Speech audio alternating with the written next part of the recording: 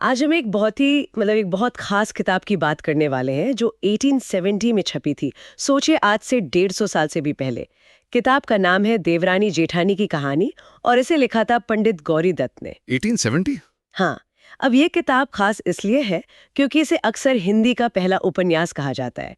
तो आज हम यही समझने की कोशिश करेंगे कि इस कहानी में ऐसा क्या था जो इसे इतना अहम बनाता है। ये सिर्फ एक कहानी है या अपने समय का आईना, और इसका समाज पर क्या असर हुआ। हमारे पास इस किताब के कुछ हिस्से हैं, तो चलिए इस कहानी की दुनिया में उतरते हैं और देखते हैं कि आज भी हमें क्या सिखा सकती है। और जब हम पहले उपन्यास की बात करते हैं ना, तो ये सिर्फ एक तारीख का खेल नहीं है। इससे हमें पता चलता है कि उस दौर का समाज कैसा था, लोग कैसे सोचते थे, भाषा कैसे बदल रही थी। देवरानी जेठानी की कहानी का छपना लाला श्रीनिवास दास के मशहूर उपन्यास परीक्षा गुरु से भी 12 साल पहले हुआ था, जो 1882 में आया। हालांकि साहित्यिक हलकों में ये बहस आज भी चलती है कि क्या इससे उपन्यास के जो आधुनिक मापदंड हैं उन पर कसा जा सकता है। कुछ आलोचक परीक्षा गुरु को उसके थोड़े जटिल कथानक के कारण पहला संपूर्ण उपन्यास मानते हैं। लेकिन समय के हिसाब से देखें तो देवरानी जेठानी की कहानी का दावा सबसे मजबूत है, और ये हमें 19वीं सदी के भारत में चल रहे सामाजिक सुधारों की एक जमीनी झलक देती है। तो कहानी का केंद्र है मेरठ शहर का एक अग्रवाल बनिया परिवार। परिवार के मुखिया हैं लाला सर्वसुख। जैसा नाम से ही लगता है, वो वाकई में सर्वसुख से रहते हैं। अच्छी खासी दुकान है, घर में धन दौलत है। उनके दो बेटे हैं, बड़ा दौलतराम और छोटा छोटेलाल। और जैसा कि किताब का नाम ही बताता है, कहानी का असली ड्रामा इन दोनों की पत्नियों यानी देवरानी और जेठानी के बीच है। मुझे पढ़ते हुए जो बात सबसे दिलचस्प लगी वो ये है कि लेखक ने इन दोनों किरदारों को बिल्कुल एक दूसरे के उलट बनाया है। हाँ, बिल्कुल। जेठानी जो बड़े बेटे की पत्नी है, वो पूरी तरह अनपढ़ है। उसे घर के कामकाज हिसाब किताब में कोई रुचि नहीं है। उसका ज्यादातर वक्त पड़ोसियों से लड़ने झगड़ने में या बेकार की बातों में बीतता है। किताब में एक जगह बताया गया है कि उसके बच्चे मैले कुचले घूमते रहते हैं, वो उन पे ध्यान ही नहीं देती। और दूसरी तरफ है देवरानी आनंदी। वो छोटे शहर से आई है, लेकिन उसके पिता ने उसे पढ़ाया लिखाया है। वो चिट्ठियां लिख सकती है, रामायण पढ़ लेती है, घर का सारा हिसाब किताब उंगलियों पर रखती है और अपने बच्चों को भी पढ़ाती है, साफ सुथरा रखती है। मतलब फर्क जमीन आसमान का है। ये जो आपने किरदारों के विरोधाभास की बात की, यही इस उपन्यास की आत्मा है। ये सिर्फ दो औरतों की कहानी नहीं है, ये दो विचारधाराओं की टक्कर है। पंडित गौरीदत्त ने इन किरदारों को असल में प्रतीक की तरह इस्तेमाल किया है। जेठानी उस पुरानी परंपरावादी सोच का प्रतीक है जहां औरतों की दुनिया सिर्फ चूल्हे चौके और लड़ाई झगड़े तक सीमित थी, और देवरानी आनंदी उस नई प्रगतिशील सोच का प्रतीक है जो मानती थी कि शिक्षा ही औरत और उसके परिवार को आगे ले जा सकती है। लेखक का मकसद साफ था, वो कहानी के जरिए सीधे सीधे स्त्री शिक्षा का प्रचार कर रहे थे। ये एक तरह से उस दौर का एडवर्टाइजमेंट था, जहां मनोरंजन के साथ साथ एक सामाजिक संदेश भी दिया जा रहा था। और ये संदेश सिर्फ उपदेश जैसा नहीं लगता, क्योंकि ये उस समय के समाज की सच्ची तस्वीर दिखाता है। ये किताब सिर्फ देवरानी जेठानी की कहानी नहीं है, ये 19वीं सदी के उत्तर भारत का एक जीता जागता दस्तावेज है। इसमें बाल विवाह का जिक्र है, शादी में होने वाली फिजूल खर्ची की बात है। एक जगह लेखक बताते हैं कि कैसे लाला सर्वसुख ने अपने बेटों की शादी में हजारों रुपए खर्च कर दिए, जिसकी वजह से उनकी आर्थिक हालत भी डगमगा गई थी। ये एक दिलचस्प पहलू है। ये एक सामाजिक दस्तावेज तो है, लेकिन हमें ये भी याद रखना होगा कि ये एक सुधारक की नजरों से लिखा गया दस्तावेज है। लेखक हमें समाज वैसा नहीं दिखा रहे जैसा वो था, बल्कि वैसा दिखा रहे हैं जैसा वो उसे देखते थे, मतलब उसकी कमियों के साथ। वो जानबूझकर उन चीजों पर रोशनी डाल रहे हैं जिन्हें वो बदलना चाहते थे। जैसे इसमें उस समय के खान पान, रहन सहन का जिक्र तो है, लेकिन साथ ही अंधविश्वास पर भी चोट की गई है। बच्चे के जन्म पर होने वाली छठी जैसी रस्मों का वर्णन है, लेकिन साथ ही ये भी दिखाया गया है कि कैसे अनपढ़ जेठानी अपने बीमार बच्चे को डॉक्टर के पास ले जाने की बजाय झाड़ फूक में लगी रहती है और उससे बच्चे की जान पर बनाती है। तो लेखक हर मौके पर दिखा रहे हैं कि अशिक्षा और अंधविश्वास कैसे परिवार के लिए घातक हो सकते हैं। मुझे पढ़ते हुए किस्सा बहुत असरदार लगा। जब छोटा बेटा छोटेलाल काम के सिलसिले में दिल्ली जाता है, तो उसकी पत्नी आनंदी उसे चिट्ठी लिखती है। जब ससुर लाला सर्व सुख को ये पता चलता है तो वो बहुत खुश होते हैं। वो कहते हैं कि पढ़ी लिखी बहू घर का दिया होती है। अब हमें घर की बातें किसी मुंशी से बाहर जाकर लिखवाने की जरूरत नहीं पड़ेगी। ये सोचना भी कितना अजीब है कि आज हम जिस चीज को इतना सामान्य समझते हैं, एक चिट्ठी लिखना, वो 150 साल पहले किसी महिला के लिए आत्मनिर्भरता और परिवार की इज्जत का प्रतीक था। बिल्कुल, ये घटनाएं दिखाती हैं कि शिक्षा सिर्फ किताबी ज्ञान नहीं थी, बल्कि रोजमर्रा की जिंदगी को आसान बनाने का एक जरिया थी। उस जमाने में घर के राज, घर के हिसाब किताब किसी बाहरी आदमी से लिखवाना एक तरह से घर की गोपनीयता को भंग करने जैसा था।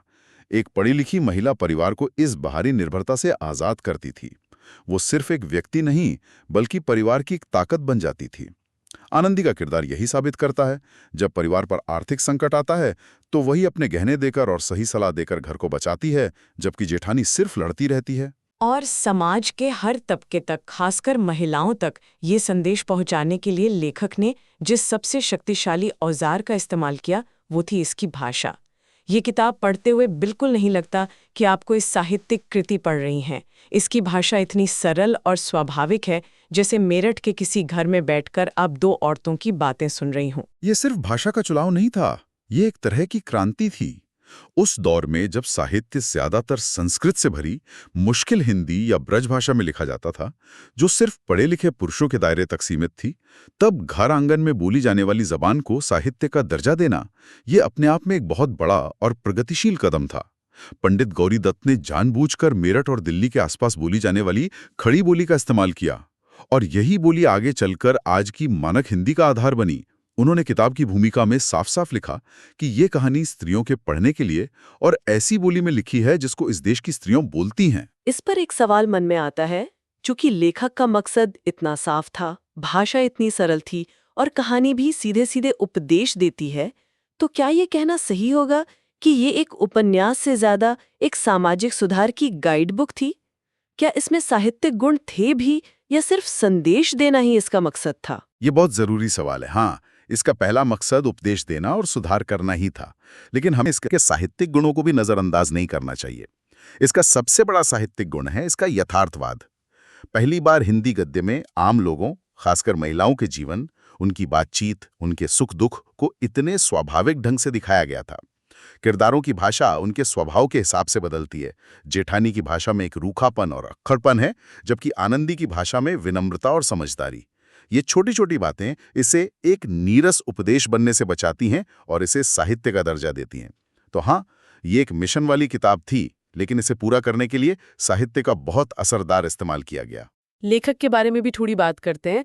पंडित गौरी दत्त कौन थे और वो ऐसा क्यों लिख रहे थे? पंडित गौरीदत्त खुद एक शिक्षाविद और समाज सुधारक थे। वो मेरठ में ही रहते थे और शिक्षा विभाग में काम करते थे।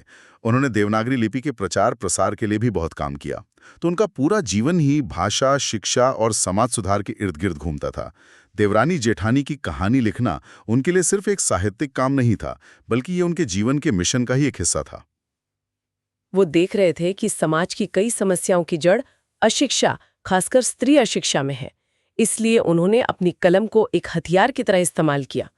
तो कुल मिलाकर इसका मकसद मनोरंजन तो कतई नहीं था, बल्कि सीधे सीधे समाज को एक दिशा दिखाने था।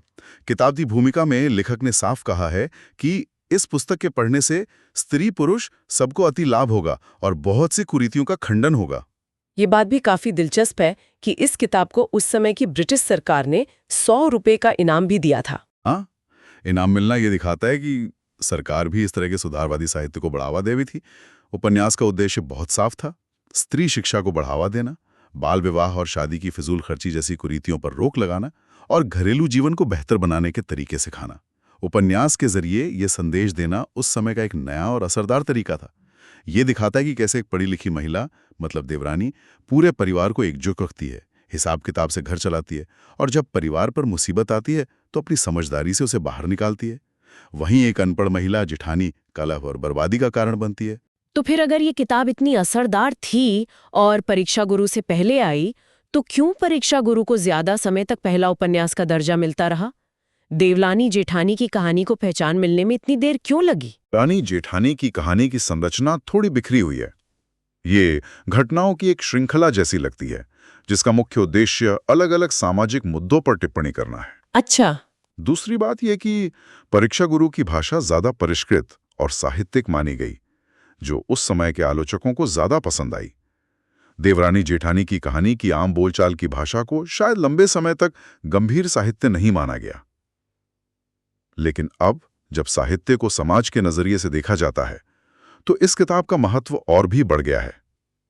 इसका असली योगदान हिंदी गद्य को आम आदमी के जीवन से जोड़ना था। तो देवरानी जेठानी जी कहानी सिर्फ एक कहानी नहीं है, ये 1870 के समाज का एक दर्पण है, स्त्री शिक्षा का एक घोषणा पत्र है और हिंदी गद्य के विकास में एक बहुत अहम पड़ाव है। इसकी सरल बोलचाल की भाषा और अपने समय से आगे के विचारों ने इसे एक कालजयी रचना बना दिया। इस पूरी चर्चा के बाद मेरे मन में एक सवाल आ रहा है। पंडित गौरीदत्त ने 150 साल से भी पहले शिक्षा को महिलाओं के सशक्तिकरण और परिवार की खुशहाली का मुख्य जरिया बताया था। आज के दौर में जब शिक्षा काफी हद तक सुलभ हो चुकी है, तब महिलाओं के लिए सशक्तिकरण के मायने क्या हैं?